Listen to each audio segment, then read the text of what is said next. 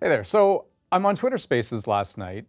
This was around like 6 p.m. Eastern time, and I'm about to listen to Florida Governor Ron DeSantis announce his presidential run with, none other than Elon Musk set to interview him. So, it's kind of a big deal, right? It's audio only. It finally begins. This is what I hear.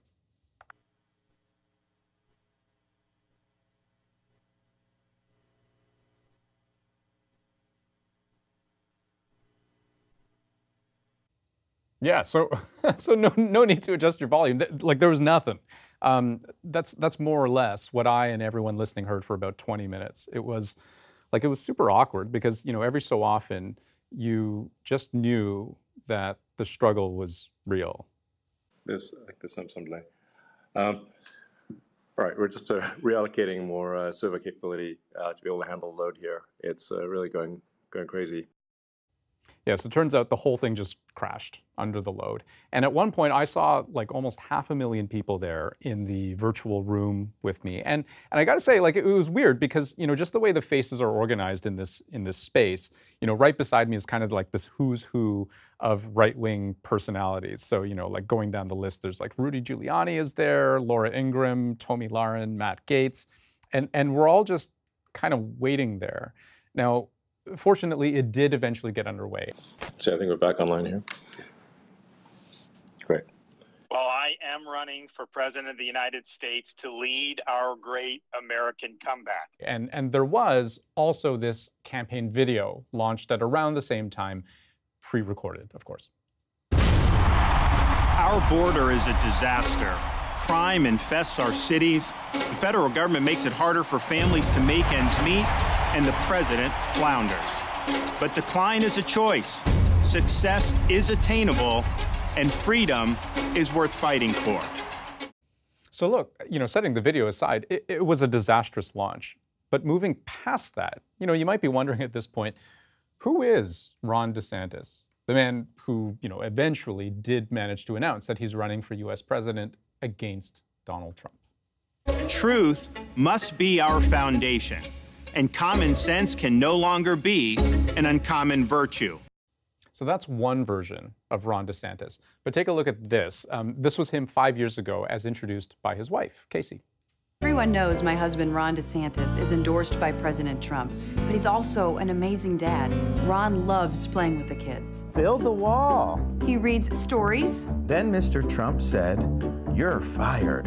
I love that. Then, in a big reversal, we got this Ron DeSantis. I don't know what goes into paying hush money to a porn star to secure silence over some type of alleged affair. I can't speak to that. Sick burn. And then finally, there's this Ron DeSantis. DeSantis is a little too weird. He stands weird. He wears those little weird white boots. And now there's this new story about his weird eating habits. He would sit in meetings and eat in front of people, a former DeSantis staffer told the Daily Beast, always like a starving animal who has never eaten before. So for those of us who don't follow American politics 24/7, what do we know about the man who is perhaps the only real challenger to Donald Trump for the Republican nomination?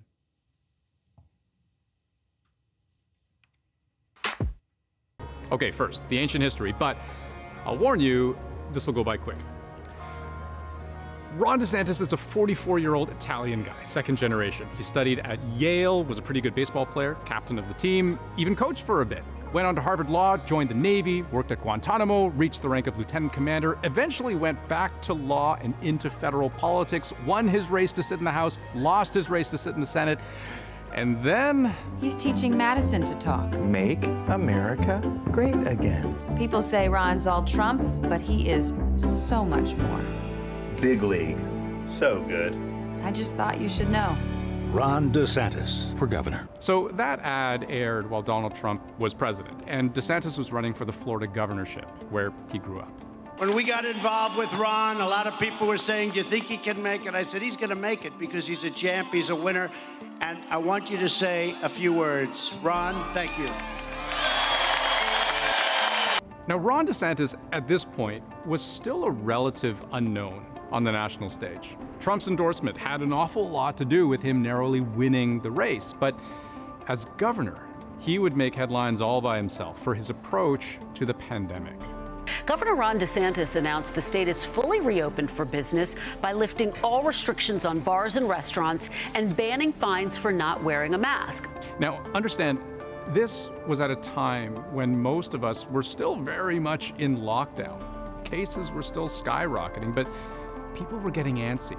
They wanted life to go on. They wanted things to reopen. We're not shutting down. You know, we're going to go forward. We're going to continue to protect the most vulnerable.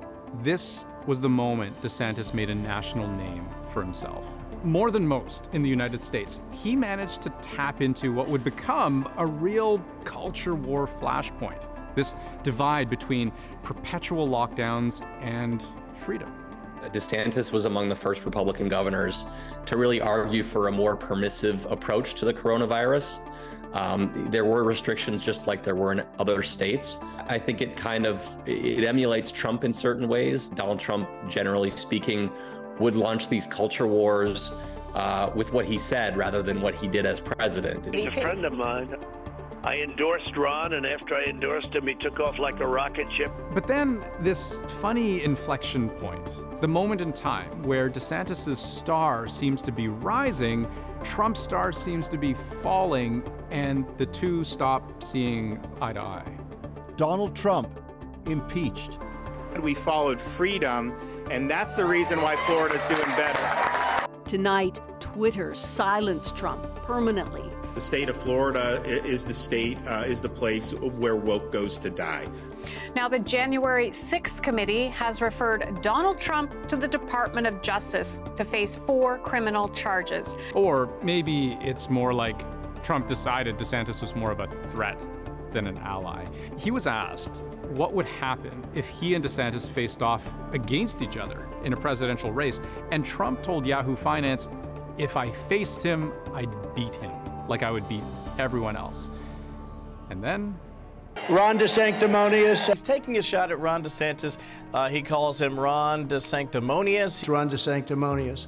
There were even rumors that Trump considered going with Meatball Ron as a jab maybe at both his body shape, his Italian ancestry certainly, but Trump got out ahead of that one.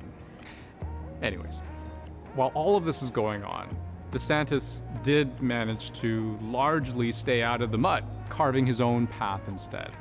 If you look at Republican governors across the United States, there is kind of a traditional conservatism that runs through them, but I would say DeSantis has deviated from that somewhat. He was one of the first Republican governors to really lean in on the culture wars.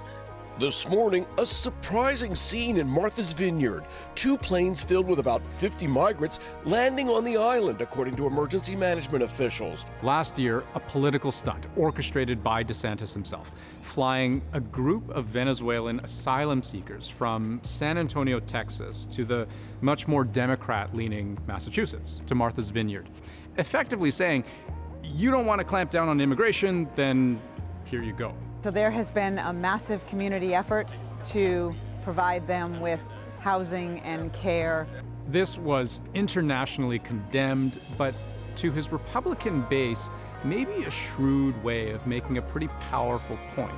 And DeSantis would find many other fights. Lake Buena Vista is a Disney-controlled city, and the governor did not mince words when it came to the latest chapter in what has been a contentious exchange between this administration and the entertainment giant. The governor signed permitless carry into law, which allows people to carry concealed weapons without a license. Critics call it the Don't Say Gay bill. Supporters call it the Parental Rights in Education bill. And now, Florida Governor Ron DeSantis has signed it into law. Most recently, the NAACP has even warned black people not to travel to Florida, branding it openly hostile towards African Americans, people of color, and LGBTQ+ people. There is a sense, I think, at least in the conservative establishment, that he is at least a serious legislator. He is somebody who has proven he can get things done. And so if the argument is, it's nice to talk about these things and it's nice to own the libs, talk about owning the libs, but what about actually doing it? I think that's what he's going to be talking about along the way of his campaign. So, Who is Ron DeSantis? Well, he's a former Trump ally, now the most recently announced candidate for the 2024 presidential election, trailing Trump in the polls, but the only other viable contender. Once hailed as a Republican rock star, maybe even a Trump 2.0, but now about to do battle in the biggest fight of his political life. And we've all got a front row seat.